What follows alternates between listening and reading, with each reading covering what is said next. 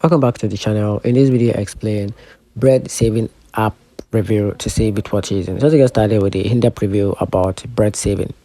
The bread saving is an online only banking app that focuses on high yield saving account and CDS.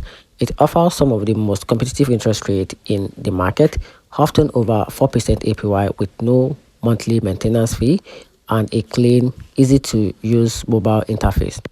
Opening an account is straightforward, and the app allows you to transfer funds, track balance, and manage your savings from anywhere. It's FDIC insured through the Community Capital Bank Capital, giving users peace of mind with saving large amounts.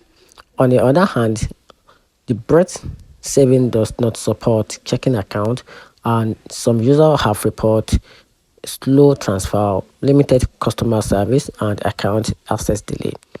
It's not also ideal for those who need frequent withdrawal or full service banking feature.